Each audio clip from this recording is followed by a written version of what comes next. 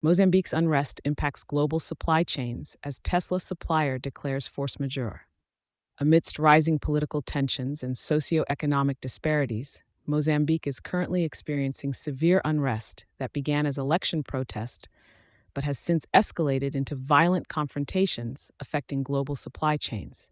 In the latest developments, the unrest has led to the declaration of force majeure by Syrah Resources, a key supplier of graphite to Tesla, signaling the extent to which international markets could be impacted.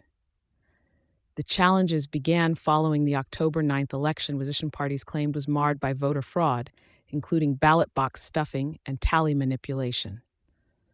The protests, spearheaded by charismatic opposition leader Venancio Mondlane, have seen a tragic escalation to violence, with security forces reported to have killed scores of protesters. Mondlane, who has been leading protests via livestream from self-exile, plans to amplify his campaign with more protests slated for December 16th. He has also called for a shutdown of all mines until January 15th, potentially adding to the economic strife. The consequences of these actions are far-reaching.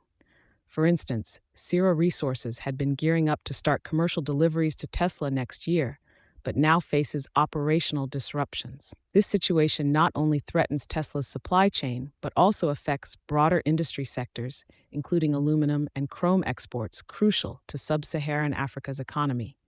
The halt in operations at Mozambique's largest brewery and threats to a $20 billion natural gas project underscore the growing economic impact. Despite assurances from the ruling Frelimo party that the election was fair, the Constitutional Council is yet to resolve opposition challenges.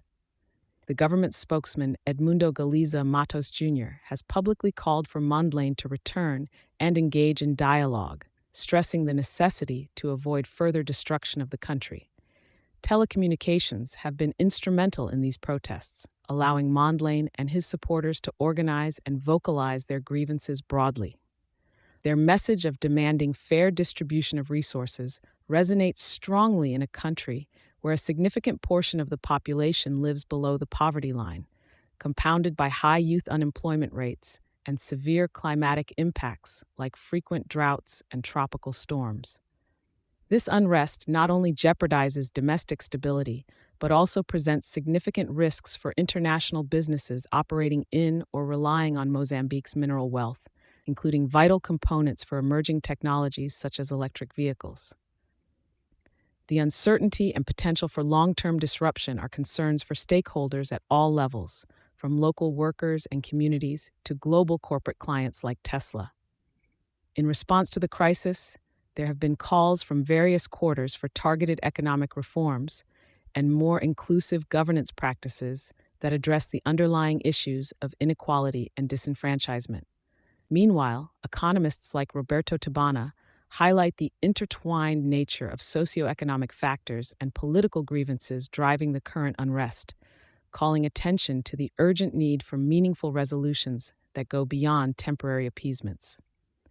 As Mozambique grapples with these challenges, the possible extensions of unrest could have profound implications not only locally but also on the global stage, particularly concerning international markets and future investment climates in emerging economies. Thank you for choosing Satori News.